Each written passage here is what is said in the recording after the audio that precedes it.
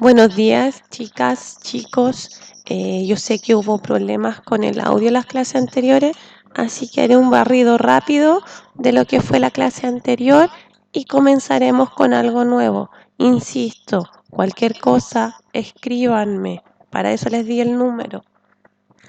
Bueno, trabajamos con el concepto de masa, que ahí está la definición, y las unidades de medida, en donde las más comunes en química son los gramos y los miligramos. También definimos volumen y les mencioné que la unidad de ml o mililitros y los centímetros cúbicos son los que más trabajamos. Y la densidad también la definimos y trabajamos con esta expresión de unidad, gramos partido en ml o gramos partido en centímetros cúbicos. Un par de ejercicios donde les mencioné dos formas para resolverlos. Uno que era con la fórmula de densidad es igual a masa partido por volumen. Otro, la regla de 3, donde la densidad, como en el caso del etanol, 0,98 gramos corresponden a 1 ml, y luego ponía el valor que me daban y la correspondiente incógnita o el triángulo en donde quedaba masa, volumen y densidad, y yo tenía que tachar aquel que me pedían calcular. Esto se los voy a enviar por la guía resuelta de estos cálculos más la depresión va a ir adjuntada en este correo para que revisen. Vimos también los factores que afectaban el comportamiento de los gases, que teníamos temperatura, volumen y presión, y que al aumentar la temperatura, el movimiento de las partículas de los gases era mayor y tratan de ocupar más espacio, por lo tanto provocaban un aumento de volumen. También vimos la relación entre la temperatura y la presión, que al aumentar la temperatura, dejar el mismo espacio para que puedan moverse, las partículas obviamente van a querer moverse más, van a chocar más, pero su espacio va a ser el mismo, lo que provoca un aumento en la presión. Y finalmente el volumen y la presión, que el clásico ejemplo es con la jeringa cuando uno le tapa adelante la salida del aire. Vemos que al disminuir el volumen, le reducimos el espacio a las partículas para que se muevan, por lo que hay un aumento en la presión ya que sus choques son mayor. Esta es la única que es como contraria, ¿sí? En las otras aumentaba una, aumentaba la otra. En esta, si aumentó una, disminuye la otra. Y nos vamos a enfocar ya en los contenidos de esta clase que tienen relación con los gases que nos rodean. Entonces, primer objetivo de la clase, conocer los gases de nuestro entorno, y el otro objetivo es aplicar ley de Boyle. Bueno, uno de los principales y yo creo que el más conocido es el aire, ¿sí? El aire nos está rodeando siempre, nosotros respiramos parte del aire, entonces tenemos mucha relación con ello. Y el aire es una mezcla de gases, como lo habíamos mencionado en unas clases anteriores, en donde su gran porcentaje es de nitrógeno. Tenemos otra pequeña porción de oxígeno, que son como los gases principales, junto con el argón y el dióxido de carbono. Y hay muchos otros gases, pero esos son los 4 principales que están en esta mezcla de gases. ¿Cuál es la importancia de cada uno de estos gases? Bueno, como aparece aquí, el oxígeno es indispensable para la respiración de muchos organismos, tanto los otros como seres humanos como los animales. Y también es lo que permite que se produzcan reacciones de combustión.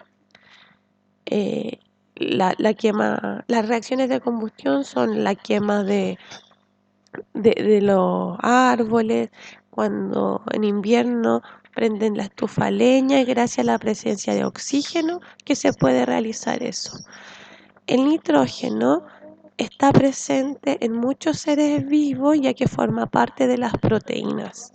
Y el dióxido de carbono lo liberamos nosotros. Todos aquellos que respiran oxígeno liberan dióxido de carbono y las plantas utilizan este dióxido de carbono para realizar la fotosíntesis. Luego están los gases de efecto invernadero. Aquí hay una imagen del efecto invernadero en donde se ve que el sol, la radiación solar, atraviesa la capa de nuestra atmósfera y llega a la Tierra. En esta, como límite de la atmósfera, tenemos varios gases. Metano y dióxido de carbono son los principales. También hay óxido nitroso en gran proporción, pero esos dos son los más conocidos como gas invernadero. Ellos forman una capa que lo que hace es que llega la radiación solar, la superficie terrestre la refleja y estos gases hacen que se devuelva a la Tierra, provocando que se conserve en verdad este calor en la Tierra. Gracias a los gases invernaderos es que la temperatura en la Tierra no es de menos 18 grados Celsius aproximadamente. Estos gases invernaderos son uno de los factores que permiten la vida en la Tierra. También hay parte de la radiación solar que se devuelve hacia el espacio, pero hay otra parte que se refleja en estos gases y se conserva, permitiendo la vida. Y eso no es malo, no es malo, el efecto invernadero es necesario, pero ¿qué ocurre cuando hay una acumulación mayor de estos gases invernaderos que lo único que hace al final es reflejar la gran mayoría de esa radiación solar? Es provocar un aumento de la temperatura de la Tierra y es lo que origina el calentamiento global. Acá en esta imagen nosotros vemos que se refleja la luz solar y hay alguna que se devuelve, alguna radiación solar que se devuelve, que no deja de ser menor, que es un 80%, y nos permite estar a las temperaturas que se acostumbran aquí en la Tierra, se acostumbraban en verdad aquí en la Tierra. Y nuestro monito de nieve está de lo más bien, no le ha pasado nada. ¿Qué ocurre? Como hay una mayor conservación de gases invernaderos, entra más radiación solar, se refleja mucho menos, aumenta la temperatura aquí en la Tierra y empieza este aumento de la temperatura que ha provocado los deshielos. Por lo tanto, el calentamiento global es malo, el efecto invernadero no es malo. Y los gases combustibles, que por ahí en un curso alguno me mencionó, Miss, el Lipigas, el Abastible, como ejemplo de gases. Son marcas de gases, sí, pero es el gas combustible. Nuestros cilindros de gases que lo ocupamos para el calefón, para la cocina, que al final lo que ocurre con ellos también es una reacción de combustión gracias a la presencia del oxígeno. Los gases combustibles son mezclas de diferentes gases, en su mayoría metano, etano, propano y butano. Son incoloros, nosotros no vemos, e inodoros también. No tiene olor, pero se le agrega algún compuesto químico que le da ese olor característico al gas, para que nosotros sí podamos identificar cuando hay una fuga. Ya que no lo vemos, por lo menos lo podemos sentir por medio del olfato. Y con eso terminamos ya esta parte teórica de los gases. Ahora vamos a empezar a ver las leyes de los gases y es más aplicado y es más cálculo. Todos con su calculadora, por favor. Bueno, un poquito de historia con respecto a los gases. Primero los griegos utilizaban el dióxido de azufre, que es un gas, para la producción de vino, en la fermentación del vino, ¿sí? Y esto fue en el siglo 8 a.C. aproximadamente. Luego, en el siglo 17 después de Cristo, y han pasado muchos siglos, un científico, Jean-Baptiste Van Helmont, utilizó por primera vez el término de gas y se lo asignó al dióxido de carbono, que lo llamó gas silvestre en ese entonces. Y Robert Boyle hizo una relación, en verdad, entre el volumen y la presión de un gas. Hizo la primera relación matemática eh, entre estas propiedades de los gases. Y es la que se conoce como la ley de Boyle y Marriott, que la vamos a ver a continuación. Luego, un siglo después, Jacques Charles hizo la relación entre volumen y la temperatura de un gas, que es otra ley que vamos a ver. Otro siglo después, Gay-Lussac, la relación entre presión y volumen. Y además, Arrhenius, en el siglo XIX, realizó los primeros cálculos en relación al calentamiento global. Ya en 1896 se hablaba del calentamiento global. Y actualmente el gas natural que se extrae de fosas subterráneas se utiliza para la generación de electricidad para las industrias de cristal laminado y acero principalmente. Vamos con la primera ley, que es la que veremos hoy, la ley de Boyle y Marriott. Aquí, ley de Boyle y Marriott. Boyle y Marriott relacionan la presión y el volumen de un gas. Nosotros ya los vimos en los factores que afectaban a los gases, cómo se comportaba la presión y el volumen. Y dijimos que esta era la única que se comportaba de forma distinta. Cuando uno aumentaba, el otro disminuía. Si yo aumento la presión de un gas, observo que el volumen disminuye. ¿Sí?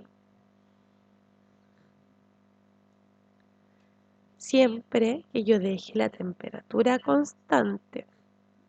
Por lo tanto, como uno aumenta y el otro disminuye, se dice que son inversamente proporcionales. Y la expresión matemática queda dada de esta forma. P1, la presión del gas 1, en la condición 1, en verdad, por volumen del gas en la misma condición es igual a la presión del gas en la segunda condición por el volumen del gas en esta segunda condición. P1 por V1 igual a P2 por V2. Cuando son inversamente proporcionales, se multiplica. Copien la fórmula y lo vamos a ver con un ejemplo. Necesito, chicos, sí, que sean ordenados para hacer los cálculos. Yo trataré aquí entre el mouse y el PowerPoint de dejarlo lo más clarito, ¿ya? Bueno, aquí hay una imagen donde empiezo a aumentar la presión. Aumento la presión desde afuera, bajo la tapita, le quito volumen a este gas y lo que provoco es un aumento de la presión del gas. Disminuyo el volumen y aumenta los choques entre las moléculas de gas, por ende aumenta la presión. Entonces, como dice aquí, observamos que hay una disminución del volumen, lo que provoca el aumento de choques de las partículas con las paredes del recipiente, aumentando así la presión del gas. Ejemplo, Una cantidad de gas ocupa un volumen de 80 ml a una presión de 0,986 atmósferas. ¿Qué volumen ocupará este gas si la presión aumenta a 1,2 atmósferas, manteniendo la temperatura constante? Primero, chicos, siempre datos. La presión 1, que es la primera que me dan, es de 0,986 atmósferas. El volumen 1 es el que está relacionado a esta presión. Entonces, el volumen de 80 ml es para la presión de 0,986 atmósferas. Por lo tanto, 80 ml. ¿Qué volumen ocupará este gas si la presión aumenta? Entonces, mi condición 2 son presión 1,2 atmósferas. Volumen 2 es el que debo calcular, porque me dicen, ¿qué volumen? ¿Sí? Luego, fórmula.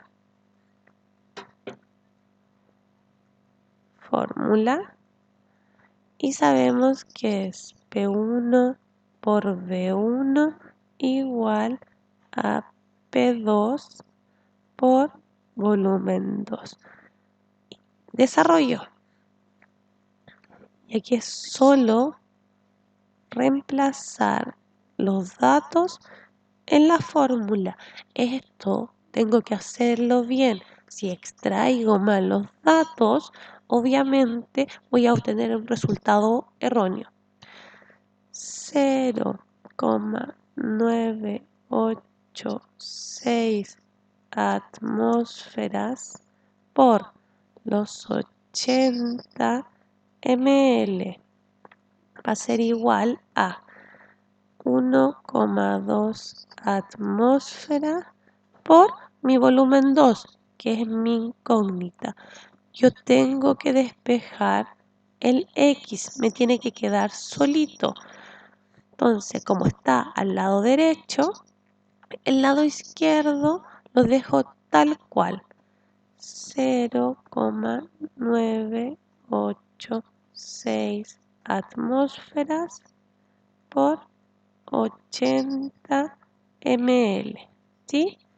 Lo que sí tengo que hacer es sacar esa 1,2 atmósfera que acompaña el X. ¿Cómo la saco?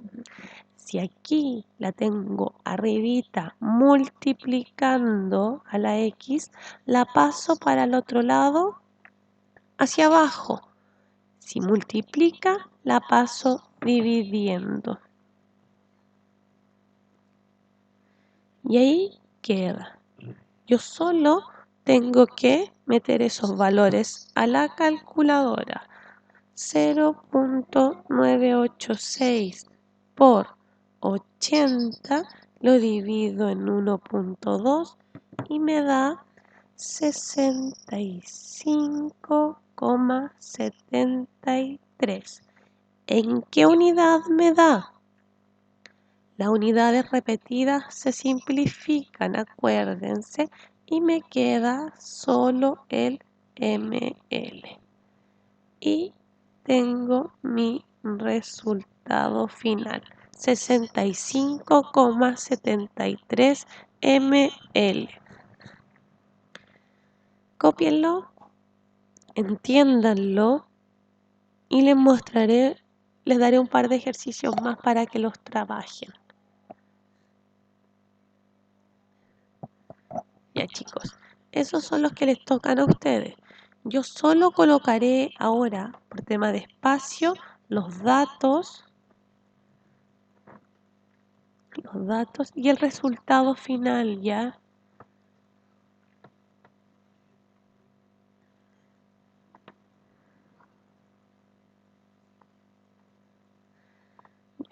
Presión 1 de este primer ejercicio es 2,8 atmósferas y esa presión está relacionada a las 15 0,9 litros.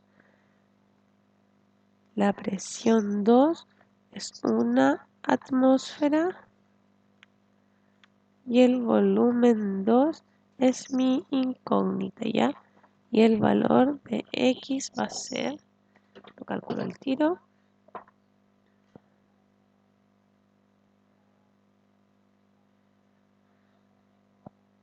44,52 litros.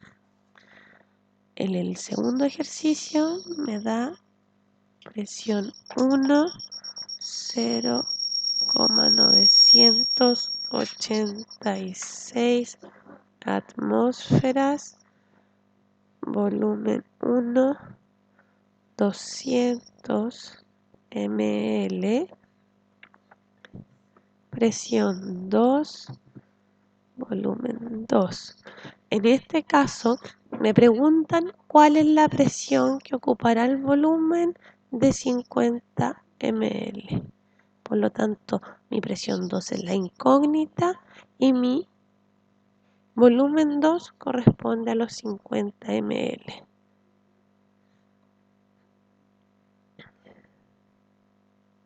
Y nos da 3,94 atmósferas. Chicas, chicos, yo puedo darme cuenta si el cálculo que hice está bien.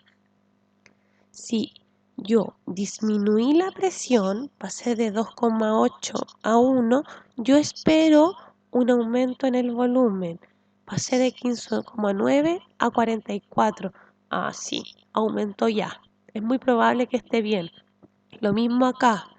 Yo disminuí el volumen de 200 a 50. Por lo tanto, espero que haya un aumento en la presión. Y me encuentro con un aumento en la presión. Entonces, nuevamente, es muy probable que esté bien hecho el ejercicio. Me pude haber equivocado en meter el dedo a la calculadora, ¿ya? Pero si lo plantean bien, va a ocurrir eso. Y con eso terminamos, niños, ¿ya? Ánimo y cualquier cosita, insisto, escríbanme con toda confianza, para eso les di el número.